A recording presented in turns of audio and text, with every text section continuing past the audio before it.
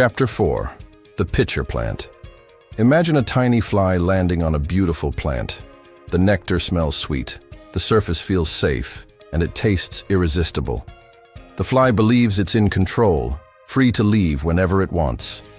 Yet step by step, it slides into a trap it cannot escape. That's not just nature, it's the perfect metaphor for alcohol. What if I told you that every drinker, from the casual sipper to the struggling addict, is caught in the very same trap? And here's the truth. You were never in control. The pitcher plant is designed to deceive. Its sweet nectar lures flies closer. At first, the slope is gentle, almost invisible. The fly enjoys itself, never noticing the danger. Gravity pulls it downward, sticky walls cling to its body, and as it overindulges, it becomes heavier, weaker, and trapped. The fly dies still believing that it could have flown away at any time. This is exactly how alcohol works.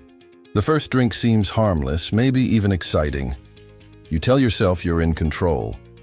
You believe you can stop whenever you want. But step by step, sip by sip, the trap tightens. The more you drink, the more you convince yourself that you're choosing freely. In reality, the choice is gone. Think about what happens when someone tries to cut down. Just as dieting makes food more tempting, cutting down makes alcohol more precious.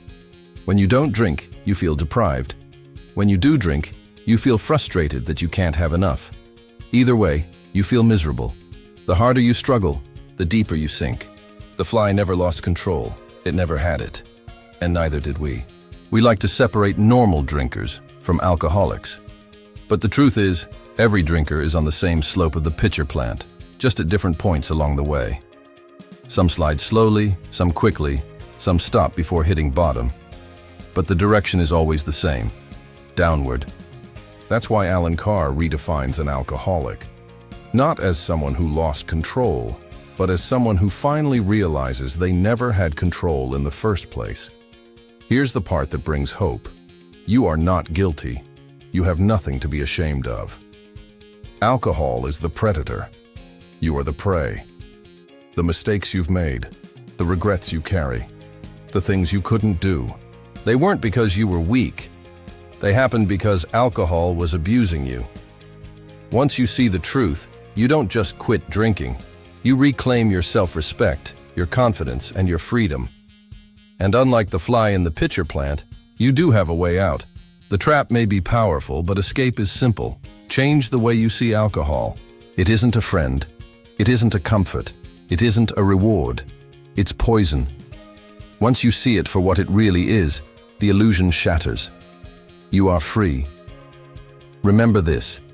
It is never too late to escape the alcohol trap. And it is never too soon either. Every day can be the first day of your new life. The fly thought it was the guest of honor, but it was always the meal.